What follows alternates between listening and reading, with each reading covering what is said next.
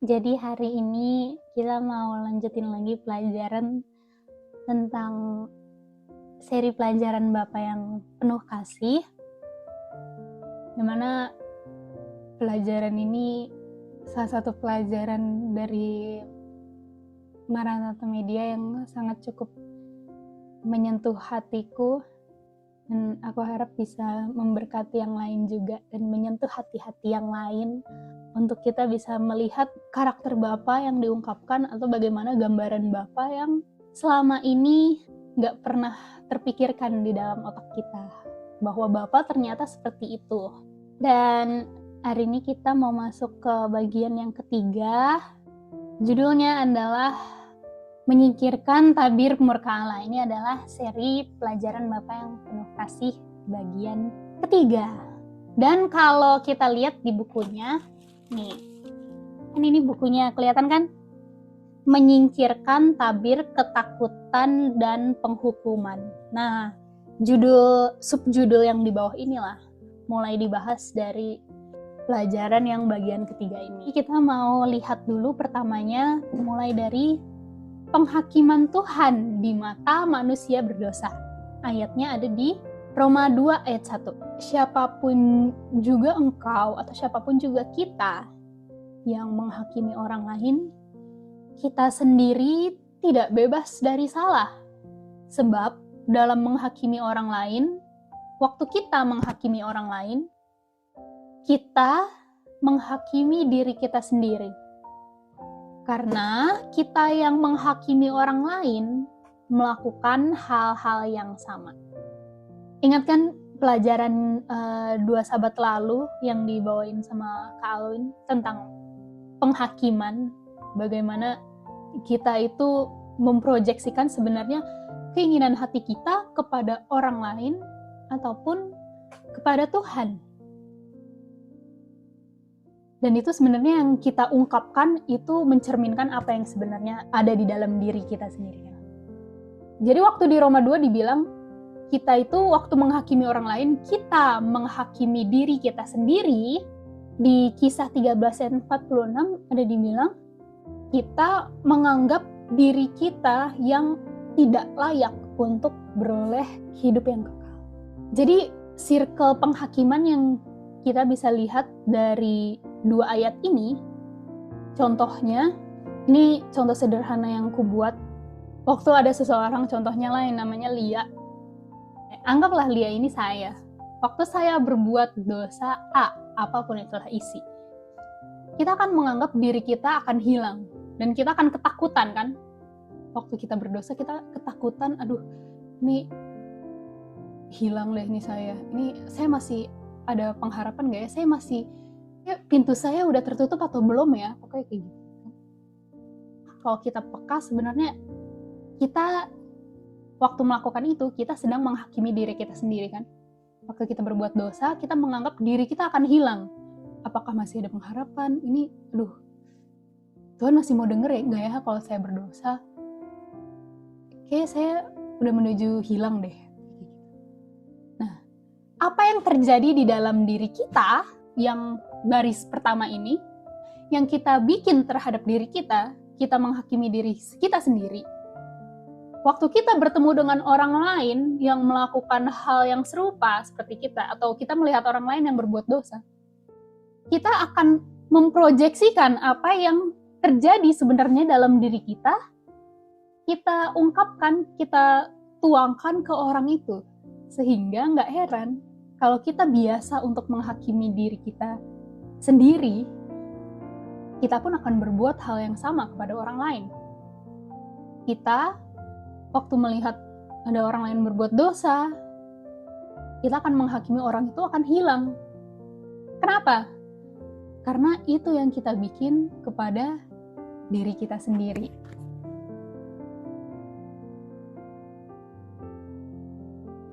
Tuhan izinkan untuk ini terjadi. Kalau bahasa Inggrisnya disebutnya self-condemnation. Kalau kita baca Roma 2 ini, bahasa Inggrisnya memang dibilang, waktu kita condemn orang lain, you condemn yourself. So kita sedang menghakimi diri kita sendiri sebenarnya. Inilah yang seringkali terjadi dalam pikiran kita, yang sering kita simpulkan bahwa inilah penghakiman Tuhan. Contohnya, waktu kita berbuat dosa, lalu kita menganggap diri kita akan hilang, kita udah tutup pintu, atau kita masih bisa selamat nggak ya, mempertanyakan pokoknya, atau kita memposisikan diri kita di tempat di mana kita siap untuk menerima hukuman akibat kesalahan yang saya sudah perbuat. Itu kan padahal yang kita pikirkan kan, aduh ini kalau saya salah, artinya harus ada sanksinya nih, harus ada upahnya nih. Saya harus mempersiapkan diri untuk saya menerima itu. Nah, itu yang kita sebagai orang berdosa pikirkan tentang penghakiman Tuhan. Kenapa? Karena itu yang akan kita juga lakukan kepada orang lain. Waktu orang lain bikin hal yang salah, kita yang bukan orang yang bersalah, kita akan dengan mudahnya menghakimi dia. Atau kita vonis, atau kita ungkapkanlah, kamu itu berarti begini.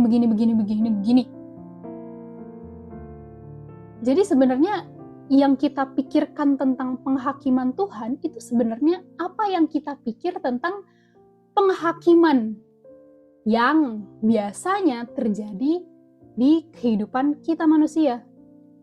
Jadi karena kita udah terbiasa dengan cara penghakiman yang seperti itu, waktu kita melihat orang berdosa, kita biasa mengetret dia dengan cara yang seperti itu, kita secara nggak sadar berpikir bahwa begitu pula yang akan Tuhan lakukan terhadap saya, itu terhadap semua orang. Dan pemikiran itu semua adalah akibat dari dosa. Itu di halaman 34 dibilang, dosa telah menipu kita untuk berpikir bahwa Allah akan menghakimi kita sebagaimana kita menghakimi orang lain. Coba waktu kita baca kalimat ini, kita diam sejenak. Bagaimana saya memperlakukan orang lain? Itulah yang saya pikirkan bahwa Bapa akan memperlakukan saya seperti itu. Waktu kita lihat orang yang bersalah, orang yang menyakiti kita hajar dia, kita memberikan dia pelajaran dengan cara kita sendiri, kita balas dendam, kita mau jauhin, kita mau kasih pecutan, kita mau kasih biar dia tahu rasa, kayak gitu kan. Akibat dosa, lihatlah dari kasus Adam, contohnya ya, Adam sama Hawa. Begitu mereka berdosa, dosa itu langsung ngefek ke mereka, mereka pikir Tuhan akan langsung dengan segera mau membinasakan mereka. Dan karena ketakutan, Adam cari kambing hitam. Oh, bukan saya, yang salah itu kan si Hawa cari kambing hitam. Loh, itu kan gara-gara ular. Jadi dosa telah menipu kita, membuat kita berpikir Tuhan akan menghakimi kita, jadinya kita ketakutan, dan itu kita ungkapkan ke orang lain. Dan terlihat dari bagaimana kita memperlakukan dia, terlihat dari mana kita menghakimi dia, atau menuduh dia, itu semua akibat dari dosa. Dan pas aku baca kalimat ini, oh iya, jujur, aku sangat setuju dengan kalimat itu. Bahwa ternyata inilah akibat dosa yang membuat cara berpikir saya benar-benar fatal banget. Dan fatalnya adalah kita pikir itu adalah pekerjaannya Tuhan. Kita pikir Tuhan bekerja, Tuhan menghakimi dengan cara yang seperti itu. Jadi cara saya kita tinggikan dan kita pikir Tuhan akan pakai cara saya yang orang berdosa ini.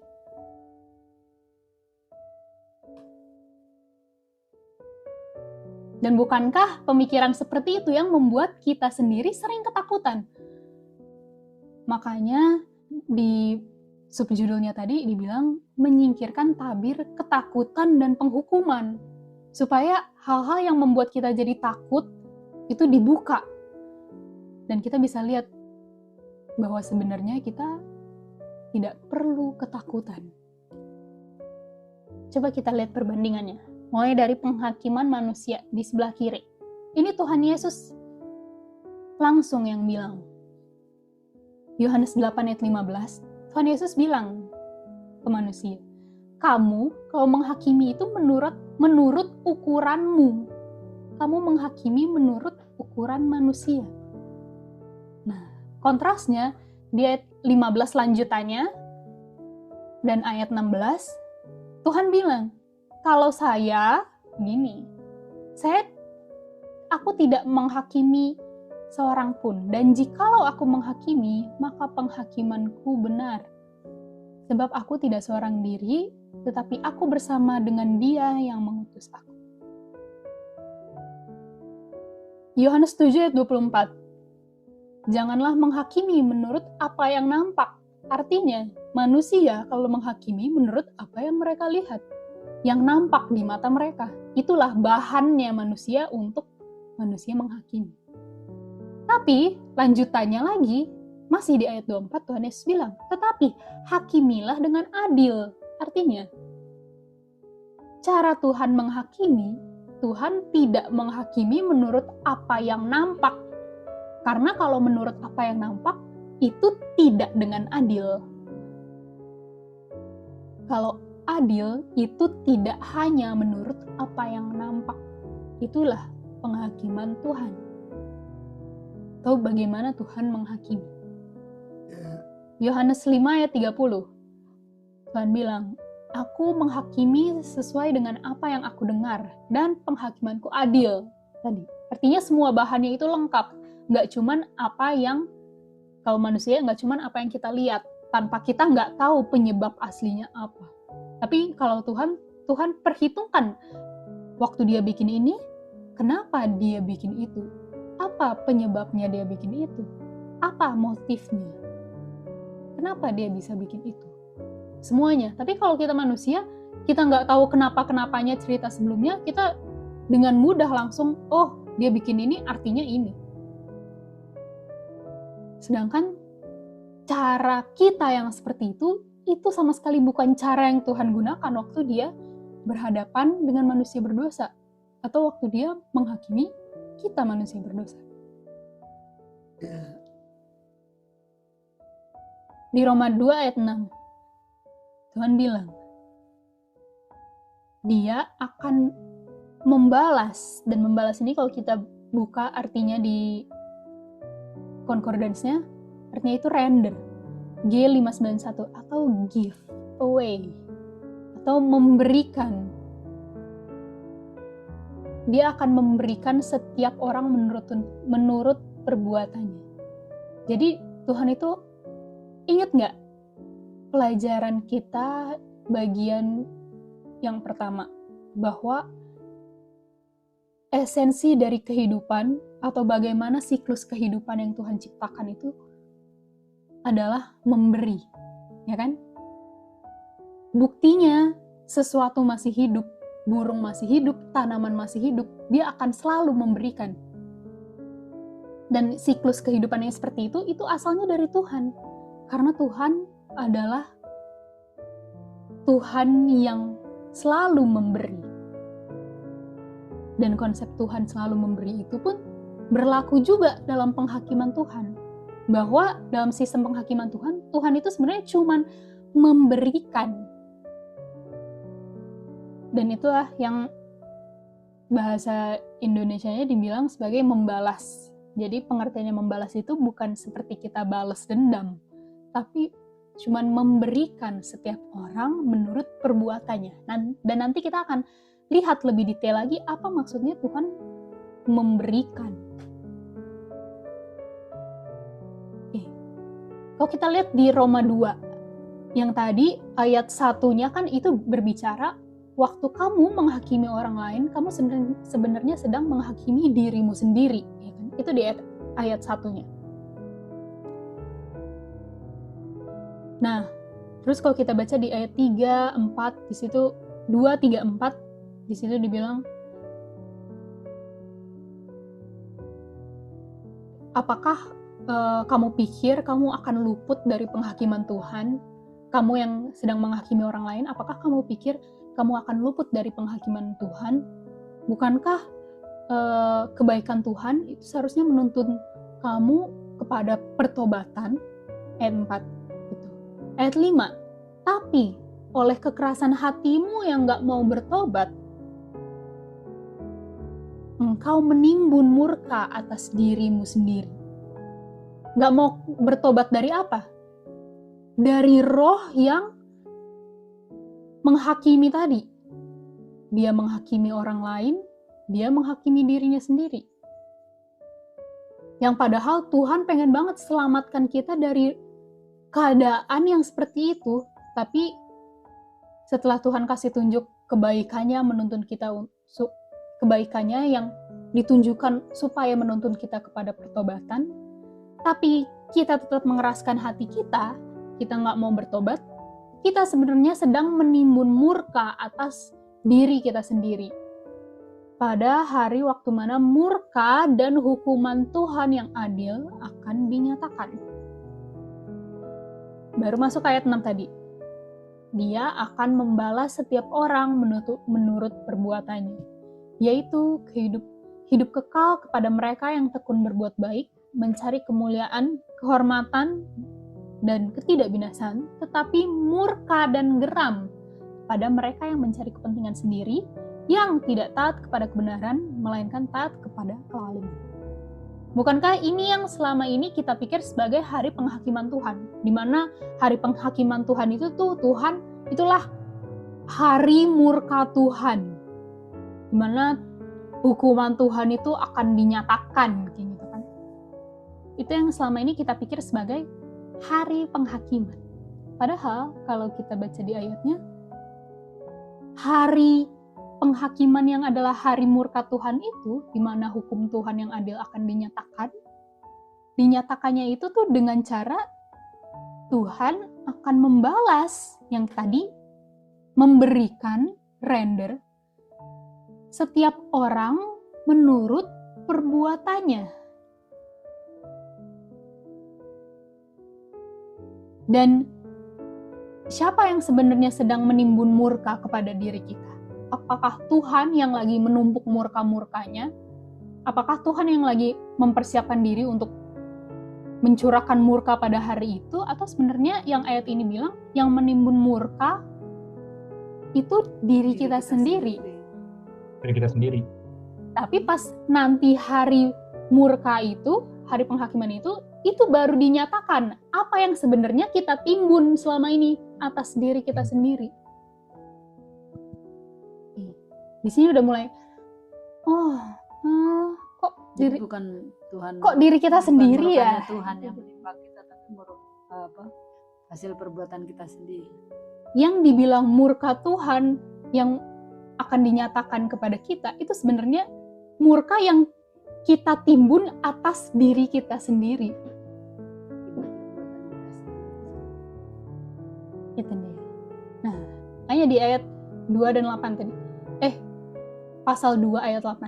Tetapi murka dan geram kepada mereka yang mencari kepentingan sendiri. Kalau berdasarkan ayat 6-nya, Tuhan akan memberikan aja, membalasin kepada mereka yang cari kepentingannya sendiri, nggak taat kepada kebenaran, taatnya kepada kelaliman. Tuhan akan give away, gitu kan? Kalau kita lihat berdasarkan konteks ayat ini. Tadi, ini yang membalas ini render G591. Oke, kalau begitu bagaimana itu murka Allah? Supaya kita bisa tahu waktu kita baca Alkitab, murka Allah menyala-nyala terhadap mereka yang tidak menurut. Contohnya kalau misalnya kita ketemu ayat yang kayak gitu, atau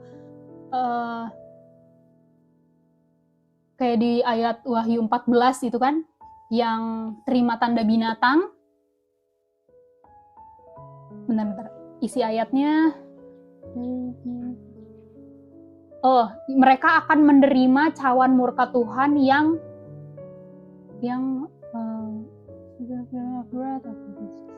akan dituangkan tanpa campuran, yang pour out without mixture, itu kan mixture, dan cawan kemarahan,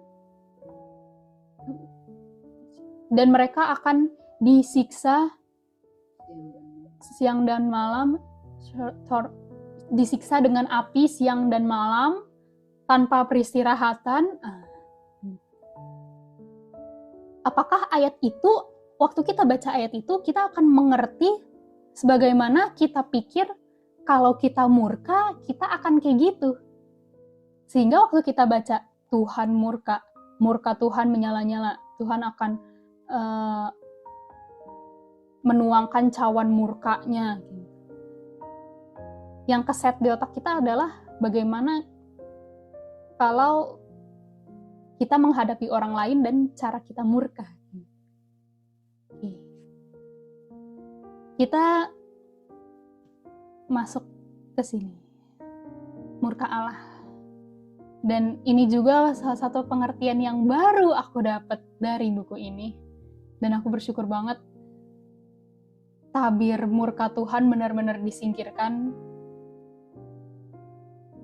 Itu yang tadi ku bilang waktu kesaksian, walaupun belum sepenuhnya mencabut akar yang udah dalam berakar di diri aku, tapi paling enggak dia membuka jalan baru untuk aku bisa ada ketenangan, kedamaian, dan enggak hancur dalam depresi dan ketakutan setelah aku mengerti pelajaran tentang murka Tuhan ini.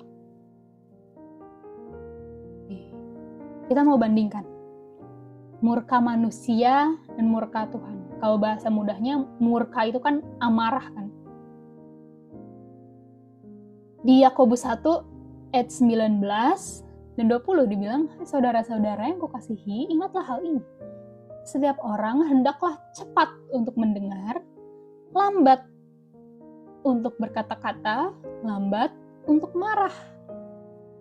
Kenapa dibilang itu? Ayat 20. Sebab amarah manusia tidak mengerjakan kebenaran di hadapan Allah. Ini Alkitab Bahasa Indonesia versi yang ITB, Indonesia Terjemahan Baru. Kalau kita lihat di bahasa Inggrisnya, kalau di KJV dibilangnya, the wrath of man worketh not the righteousness of God. Ini ada dua versi Alkitab, ESV dan ISV. Yang dibilang di situ adalah human anger atau kemarahannya manusia tidak menghasilkan righteousness-nya Tuhan. Atau kemarahannya manusia enggak menghasilkan righteousness atau kehidupan yang benar itu, kebenaran yang hidup itu, sebagaimana yang Tuhan inginkan. Jadi, kita bisa simpulkan dari screen ini bahwa di saat kita marah, waktu kita lambat untuk mendengar, kita terlalu buru-buru untuk berkata-kata, cepat untuk marah, mode atau metode marah yang seperti itulah yang kita tahu. Yang normalnya kalau orang marah, ya dia akan bikin seperti ini. Marah yang seperti ini itu adalah marah yang tidak menghasilkan kebenaran yang Tuhan inginkan. Atau dalam marahnya kita, nggak ada kebenarannya di hadapan Tuhan. Jadi, kalau amarah kita manusia berdosa nggak menghasilkan kebenaran di hadapan Tuhan, atau tidak sesuai dengan kebenaran di hadapan Tuhan, nggak sesuai dengan righteousness-nya dia, apakah kita akan sematkan amarah manusia berdosa itu, kita sematkan di tempat Tuhan, bahwa kalau Tuhan marah, Tuhan akan bikin sebagaimana kalau kita marah juga.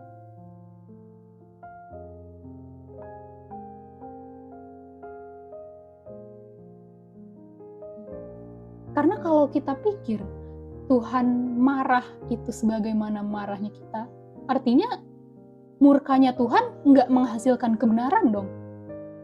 Kalau cara Tuhan marah itu, Tuhan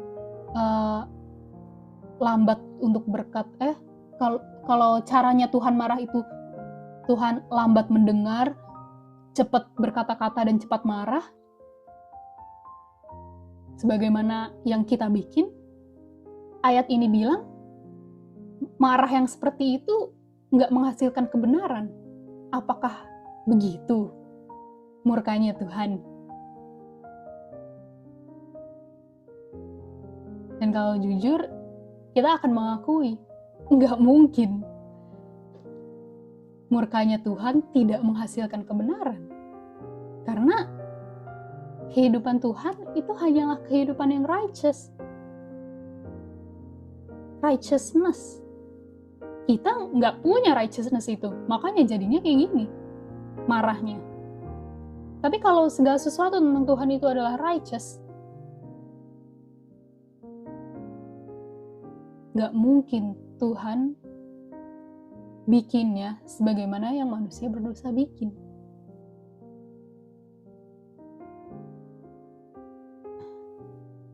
Inilah ayat fondasi di mana kita nggak bisa menempatkan pikiran kita atau kesimpulan kita itu sama dengan kesimpulannya Tuhan atau cara berpikirnya Tuhan, tindakannya Tuhan. Karena Yesaya 55 bilang, pikiran kita dan pikiran Tuhan itu tuh beda banget. Jauh banget bedanya, tingginya, bagaikan langit dan bumi. Bagaimana cara kita manusia berdosa itu marah, itulah pikiran bumi kita. Sedangkan Tuhan bilang, pikiran saya bukan pikiranmu, cara saya bukan caramu. My ways are not your ways. The way I am angry, cara saya marah, bukan seperti cara kamu marah. Artinya, dari sini kita bisa lihat, berarti murka Allah nggak bisa sama seperti murka saya. Kan? Karena kalau kita bilang Tuhan akan marah bagaimana saya marah, itu sama aja kayak saya bilang berarti yang Tuhan bikin bukan kebenaran atau nggak mengerjakan kebenaran. Dan mustahil Tuhan melakukan sesuatu, bikin sesuatu yang bukan kebenaran atau yang tidak mengerjakan kebenaran di hadapan matanya sendiri.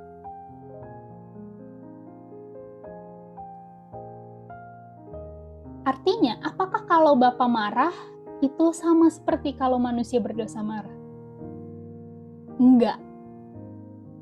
Dari sini jelas banget ayatnya, Yakobus 1 ayat 19 dan 20, tidak mungkin Bapa marah sebagaimana manusia berdosa marah atau murka.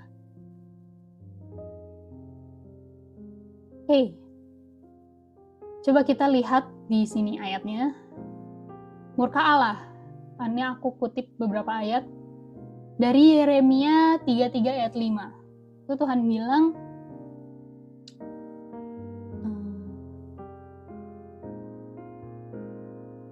murkaku,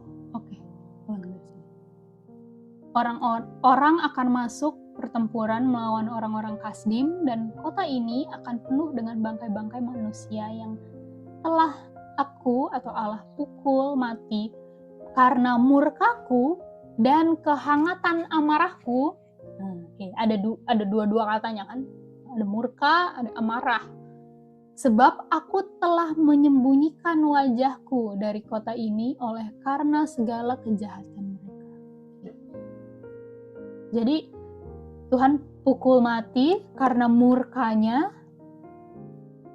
dan kehangatan amarahnya, karena sebab Tuhan telah menyembunyikan wajahnya. Di Ulangan 31. Bayangin aja, Tuhan menyembunyikan wajahnya. Jadi cara marahnya Tuhan itu dengan menyembunyikan wajahnya. Bayangin aja dulu. Itu kan baru satu ayat. Nah, coba kita kan nggak bisa cuma pakai satu ayat doang. Jadi kita mau lihat ayat-ayat yang lainnya bilang apa. Di Ulangan 31 ayat 17-nya Tuhan bilang, pada waktu itu murkaku akan bernyala-nyala terhadap mereka. Ada murka yang menyala-nyala. Aku akan meninggalkan mereka dan menyembunyikan wajahku. Ada menyembunyikan wajahnya lagi, kan? Terus dibilang, sehingga mereka akan termakan habis dan banyak kali ditimpa malapetaka serta kesusahan. Itu setelah murka menyala-nyala, Tuhan meninggalkan, menyembunyikan wajah. Hasilnya inilah kan, ada malapetaka, kesusahan. Dan mereka akan bilang, bukankah malapetaka ini menimpa kita karena Tuhan nggak ada di tengah-tengah kita? Kenapa Tuhan nggak ada di tengah-tengah kita? Karena Tuhan udah meninggalkan mereka, menyembunyikan wajahnya pada waktu murkanya menyala-nyala. Ayat 18. Tetapi aku akan menyembunyikan wajahku sama sekali pada waktu itu, karena segala kejahatan yang telah dilakukan mereka. Ada menyembunyikan lagi. Kan, yakni mereka telah berpaling kepada Allah lain. Jadi kalau kita lihat di sini, orang berdosa karena mereka udah pilih Allah yang lain, karena segala kejahatan mereka, itu yang membuat Tuhan murka, meninggalkan, menyembunyikan wajahnya. Mazmur 27 ayat 9. Janganlah menyembunyikan wajahmu kepadaku, janganlah menolak hamba-mu ini dengan murka. Jadi waktu kita baca ayat ini, apa yang kita bisa simpulkan tentang murka Allah? Apakah murka Allah itu seperti kita, yang kalau marah itu pengennya langsung balas dendam atau kasih pelajaran? Atau apa yang sebenarnya ayat-ayat ini yang di sebelah kanan bilang tentang murka Tuhan?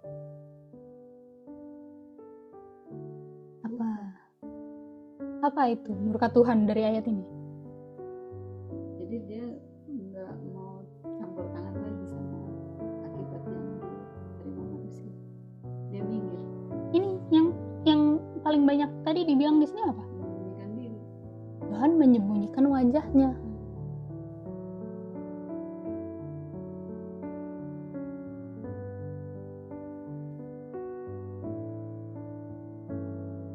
Yang dikatakan sebagai murka Allah, dan ini hanya beberapa ya, ada lagi ayatnya. Kalau kita buka di sini. Nih, ada lagi ayatnya di Mazmur 89 ayat 47. Berapa lama lagi ya Tuhan Engkau bersembunyi terus-menerus, berkobar-kobar murkamu laksana api.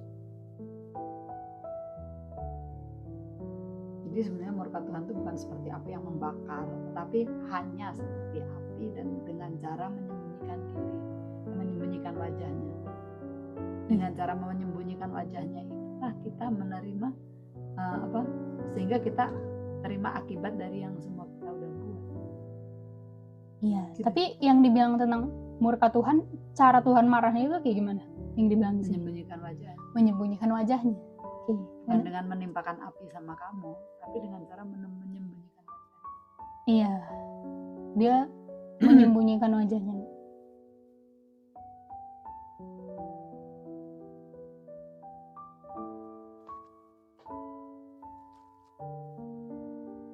Ini yang disimpulkan dalam buku Bapak Kasih, halaman 35.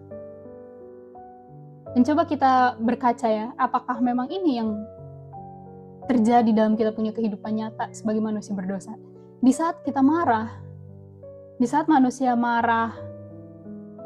kita manusia berdosa ini marah dan murka, kemarahan dan murka kita yang penuh dosa itu tuh akan bawaannya tuh menyerang lawan kita untuk menimbulkan celaka. Benar nggak? Untuk membuat dia sedih. Itu yang kita bikin kan sebagai manusia berdosa. Kalau kita marah, kita pengen serang lawan kita balik untuk biar dia celaka,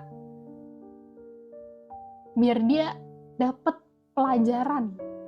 Sedangkan dari ayat-ayat tadi, Yeremia, Ulangan 31, Mazmur 27 tadi, atau tadi ayat yang terakhir di Yeskiel.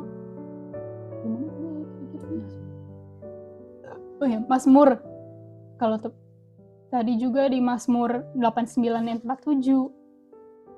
Apakah dari tadi yang dikatakan di ayat itu waktu Tuhan marah, Tuhan akan menimbulkan celaka?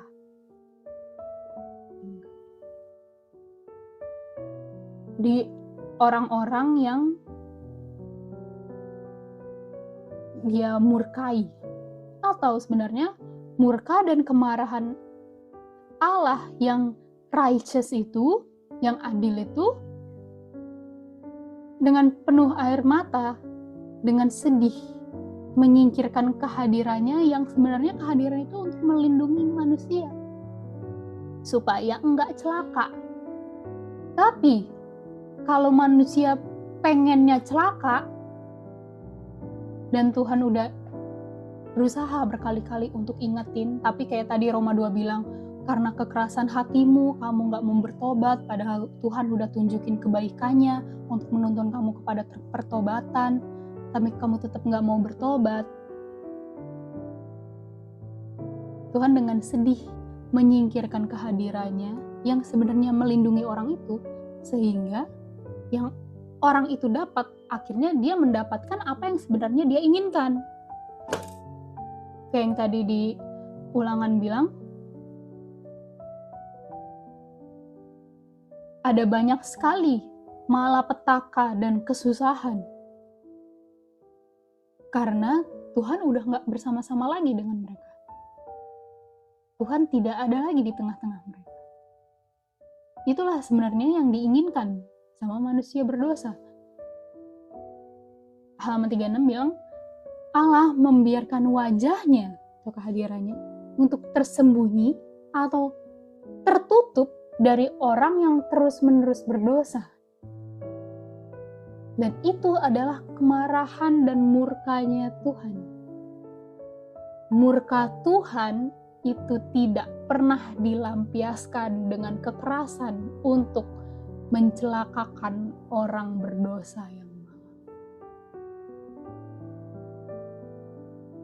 Bukankah dari kalimat seperti ini membuka pikiran kita untuk melihat bahwa ternyata Bapa Tuhan yang selama ini saya pandang sebagai Tuhan yang kejam, yang membuat saya takut,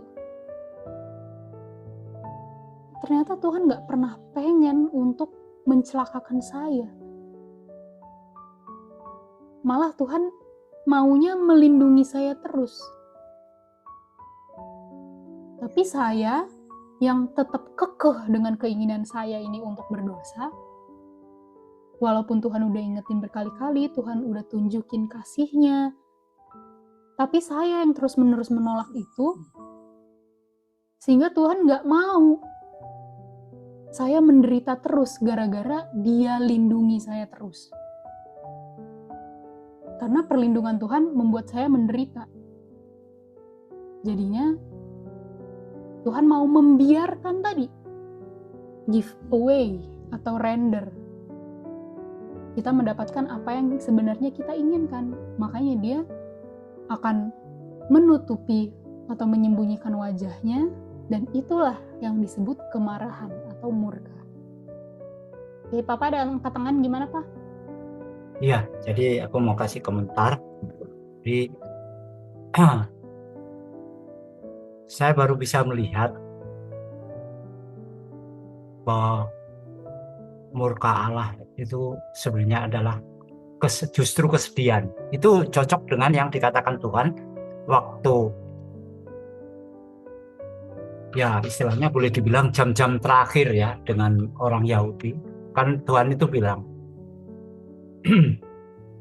Yerusalem, Yerusalem, berkali-kali aku ingin mengumpulkan anak-anakmu seperti induk ayam mengumpulkan anak-anaknya di bawah kepak sayapnya. Namun engkau tidak mau. Jadi ayat itu adalah sebenarnya bentuk kemarahan daripada Tuhan. Yang mana kemarahan Tuhan itu sebenarnya adalah belas kasihnya Tuhan, tetapi terus ditolak. Nah, itu diungkapkan Tuhan dalam bentuk ucapan yang Yerusalem, Yerusalem tadi itu. Nah, apakah itu benar? Iya. Oke, terima kasih. Iya, aku setuju banget itu yang Pak Gun bilang. Bagus banget. Iya, betul-betul. Dimana itu contoh bahwa marahnya Tuhan itu tuh dia sedih dan menderita banget sebenarnya. Dan gak ada intensi sama sekali untuk mencelakakan orang yang dia murkai.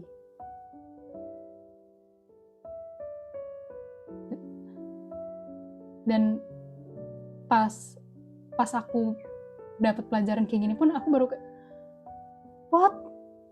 Ternyata selama ini Tuhan gak pernah marah sama aku.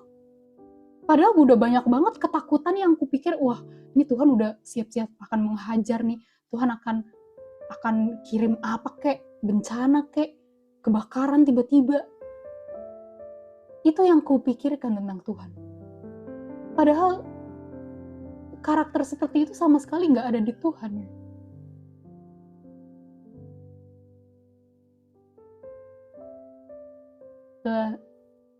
Jadi sebenarnya kayak kebakaran apa segala macam itu karena kelalaian kita sendiri, bukan karena kelalaian nggak matiin kompor, misalnya ngecas di kasur dan lain sebagainya kayak gitu-gitu kan.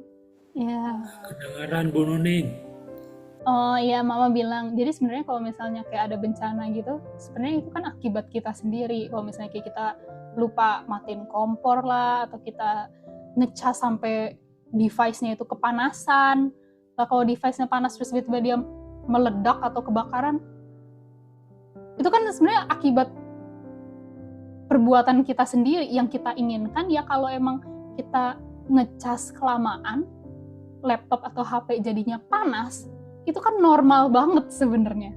Tapi waktu itu terjadi, kita pikir bahwa ini Tuhan lagi marah ini. Banyak kan selalu Tuhan yang Iya. dibilang, aduh Tuhan kan bisa jaga ini, Tuhan kan bisa atau nggak matiin ibu saya atau apa segala macam. Iya, atau enggak kita suka berpikir kalau seseorang ditimpa bencana atau malapetaka, kita langsung pikirnya, Tuhan, kenapa Tuhan bikin ini? Kenapa Tuhan gak jagain? Langsung Tuhan yang dituduh, Tuhan yang dipertanyakan gitu.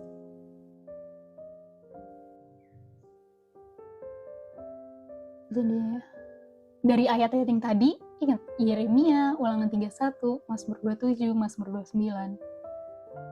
Murka Tuhan itu adalah dia menyembunyikan wajahnya. Kenapa? Karena itu yang sebenarnya kita inginkan. Kita malah menderita kalau dia tetap jagain kita.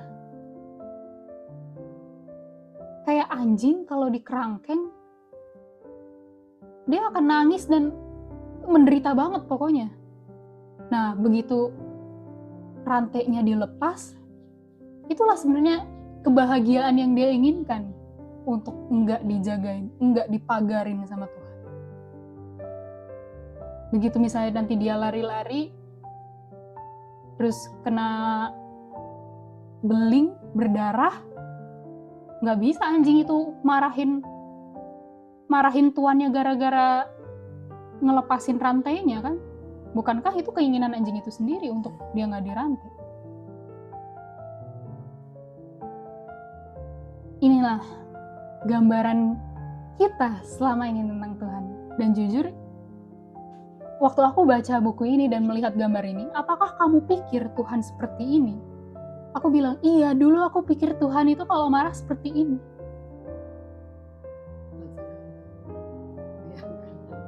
Iya, ini gambar yang ada di buku-buku kasih. Dan dengan sangat jujur aku bilang, iya, begitulah Tuhan yang selama ini aku pikirkan. Tuhanku itu adalah Tuhan yang kalau marah, matanya merah, berkobar-kobar api, siap untuk segera membinasakan saya. Kenapa saya berpikir Tuhan seperti itu? Karena itu yang selama ini saya pikir sebagai murka yang normal, yang saya pandang dari orang lain ataupun yang saya bikin terhadap orang lain. Contohnya di gambar yang sebelah kiri ini, murka manusia. Ini aku ambil gambar kayak dari bos ke karyawan lah ya. Kalau ada karyawan yang salah, pekerjaan tidak sesuai dengan tuntutan, langsung marah, langsung ada hukuman yang dikasih. Entah gaji dipotong, atau lembur, atau apa. Dan karena itu yang kita terima dari orang lain, itu juga yang kita proyeksikan kembali ke orang lain waktu ada orang bikin kesalahan. Dan itu juga yang kita proyeksikan sebenarnya ke Tuhan kita, yang kita nggak pernah lihat.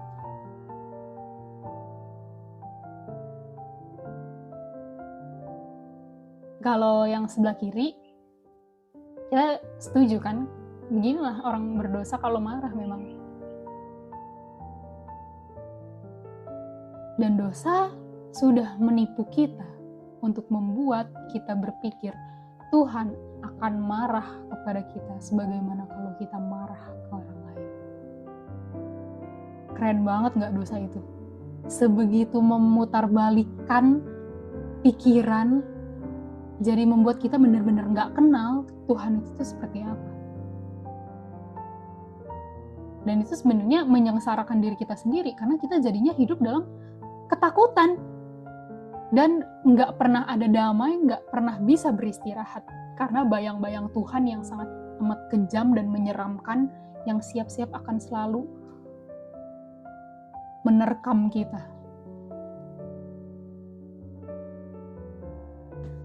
Ini juga salah satu ayat tentang murka Tuhan. Dibilang, bangkitlah murka Tuhan terhadap orang Israel. Ia menghasut Daud melawan mereka. Firman-Nya, pergilah, hitunglah orang Israel dan orang Yehuda. Kalau kita baca ayat ini secara letterlock, kita akan menyimpulkan bahwa artinya karena Tuhan marah, Tuhan yang hasut Daud buat menghitung orang Israel. Tapi setelah kita lihat di ayat lain dengan konteks yang sama, dengan judul yang sama, yaitu sensusnya Daud, dibilang iblis bangkit melawan orang Israel dan ia membujuk Daud. Jadi yang mana yang mau kita pilih?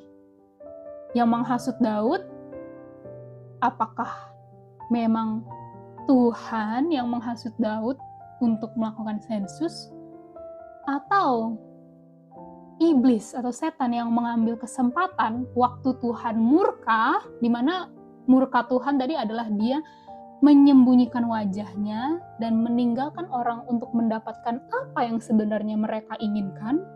Lalu di saat Tuhan udah meninggalkan, Tuhan murka menyembunyikan wajahnya tadi, setan ambil kesempatan itu untuk masuk dan melakukan tindakannya. Dalam hal ini dia menghasut Daud. untuk melakukan sensus. Jadi apakah gambaran kita tentang murka Tuhan adalah seperti ini, yang kayak gambar yang di bawah ini? Tuhan marah, kesel, ya udah kalau kamu mau sensus lah. Makanya aku bilang itu angry God. Atau sebenarnya murka Tuhan, waktu bangkitlah pula murka Tuhan terhadap orang Israel, Tuhan sedih, dia menyembunyikan wajahnya. Ini yang abu-abu itu kayak tirai lah ya, yang menyembunyikan Tuhan, dimana Tuhan kayak mundur gitu, dia meninggalkan, dan di situ setan masuk. Nah, dia ambil kesempatan itu untuk menghasut Daud, membujuk Daud untuk menghitung orang Israel. Yang mana sebenarnya murka Tuhan? Nah, kita lihat pelajaran ini. Apakah yang kiri atau sebenarnya gambar yang kanan? Dengan sedih Tuhan harus membiarkan itu terjadi, karena itulah yang diinginkan sebenarnya sama Daud. Yang kanan. Dan kalau kita lihat Tuhan yang seperti ini, apakah kita bisa bilang Tuhan itu jahat? Atau sebenarnya Tuhan baik banget? Gara-gara dia membiarkan dirinya yang menderita, dirinya yang sedih, harus menanggung apa yang orang yang dia cintai itu inginkan, yang padahal nggak sesuai dengan dia. Tapi dia membiarkan itu untuk terjadi, dan dia mundur, ngalah, membiarkan setan untuk masuk dan menghancurkan orang yang dia cintai. Gara-gara orang itu sukanya sama dosa.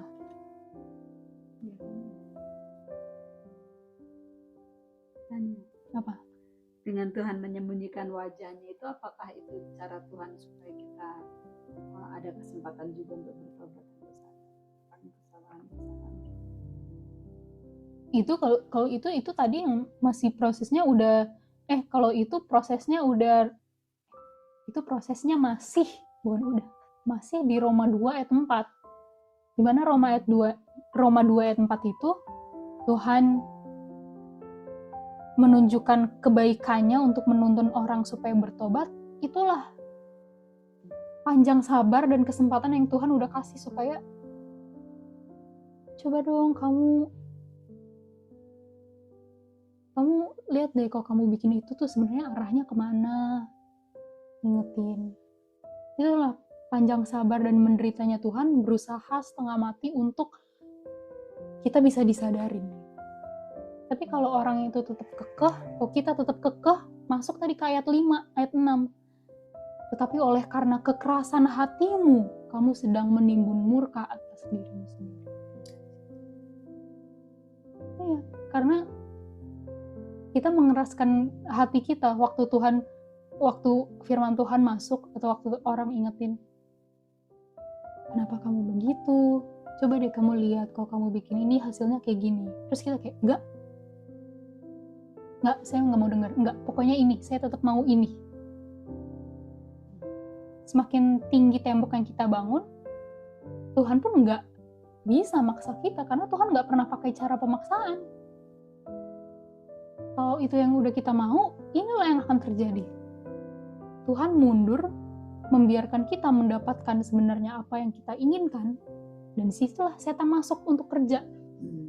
Dia yang kasih bencana, dia yang kasih malapetaka, dia yang kasih kebakaran, banjir, segala macam. Lalu kita yang udah menolak Tuhan, kita salahin Tuhan lagi. Ini nih gara-gara Tuhan nih. Tuhan lagi marah sama saya. Itulah betapa salah mengertinya orang berdosa.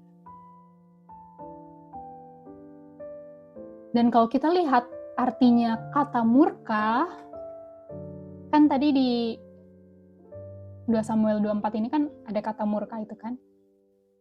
Nah, kode Ibraninya H639, kodenya anger. Dan kalau kita buka, anger itu artinya hidung. lubang hidung. Up. H639. Dan itu akarnya dari H599. Coba kita buka H599. H599 katanya itu anap. Kalau H639 up doang. H599 anap. Yaitu dia akar. Akarnya kata anger. Akarnya kata marah. Dan akarnya kata marah itu artinya dengan berat nafasnya. Breathe hard. Napas yang kayak orang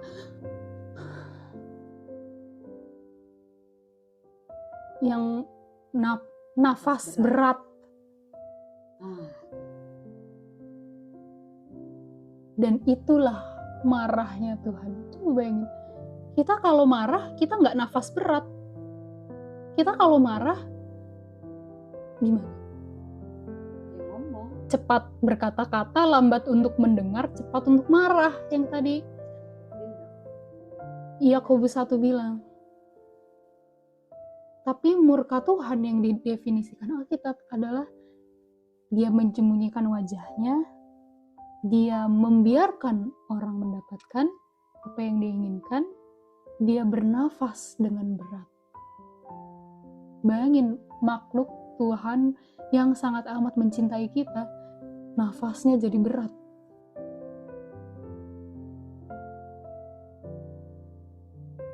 Dan itulah marahnya Tuhan.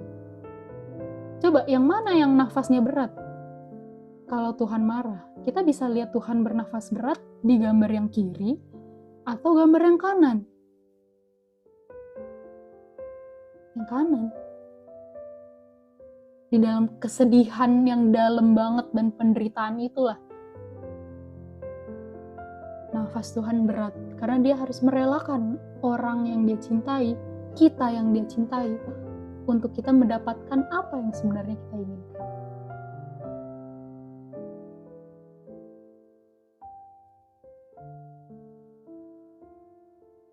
Dan H69 ini juga angernya Tuhan itu kode yang sama yang dipakai di salah satu karakter Tuhan yang diungkapkan di Keluaran 34:6, yaitu kata panjang menderitanya Tuhan, long suffering.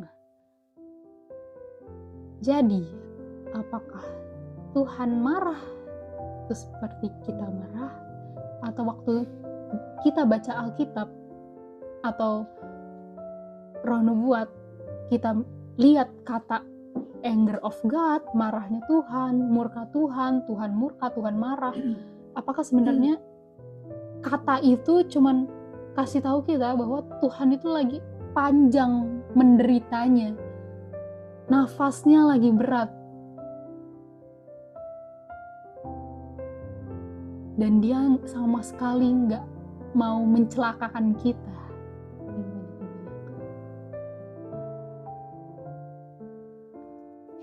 Yud, ini lebih kayak kecewa karena kita tidak mau menerima Tuhan ya? Iya, dia bilang gitu. Kecewa karena, ya bayanginlah kalau kita kecewa kan, udah bikin segala sesuatu, tapi tetap nggak berhasil. Akhirnya bukankah ada kesedihan yang mendalam banget yang, duh, kenapa begitu ya? Gitu, kayak hari ini. Oke, thank you ya. Ini, coba kita lihat di Roma 1, waktu dibilang, murka Tuhan diungkapkan dari langit kepada semua ketidaksalehan dan semua kejahatannya manusia. Ada kata murka Tuhan diungkapkan di situ. Dan bagaimana murka Tuhan diungkapkan? Kita baca terus sampai ke ayat 2 Roma 1 ayat 20-nya, di mana orang-orang tetap mempertahankan keberdosaannya mereka kan di sini. Mereka nggak menghargai Tuhan sebagai Tuhan, mereka tetap mengakui bahwa dirinya yang terbaik, dia ganti kemuliaannya Tuhan menjadi kemuliaan yang korup. Ayat 24-nya bilang, dan Tuhan juga membiarkan mereka, gave them up. Itu yang dibilang render tadi. Ayat 26, oleh sebab inilah God gave them up. Tuhan menyerahkan mereka kepada kecintaan-kecintaan yang itulah yang mereka inginkan. Ayat 28, tadi dibilang lagi, God gave them over. Tuhan memberikan lagi kepada mereka apa yang sebenarnya mereka inginkan. Jadi coba, apakah dalam murkanya Tuhan, penghakimannya Tuhan tetap selalu memberikan apa yang kita inginkan. Tuhan memberikan apa yang kita butuhkan, dan Tuhan akan tetap selalu membiarkan kita mendapatkan apa yang kita inginkan. Dan kalau kita menginginkan sesuatu yang bertentangan dengan kehidupan, itulah yang akan kita dapatkan. Dan waktu kita mendapatkan itu, sebenarnya itu adalah akibat Tuhan udah murka, atau Tuhan membiarkan kita menikmati yang kita mau. Dan dia, sementara kita mendapatkan apa yang kita minta nih, Tuhan yang menderita. Tuhan yang nafasnya jadi berat. Karena melihat kita udah menolak atau membuang semua kasih yang dia udah tunjukkan supaya kita bertobat.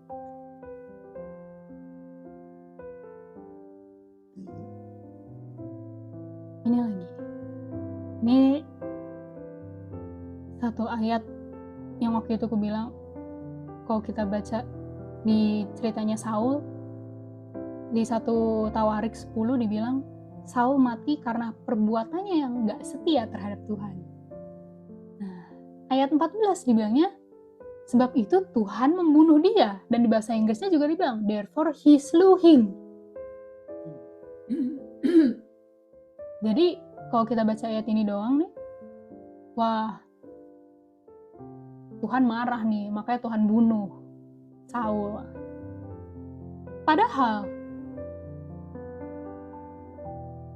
di 1 Samuel 31 ayat 4 dan 1 Tawarik 10 ayat 4 itu sama persis dibilang ayatnya.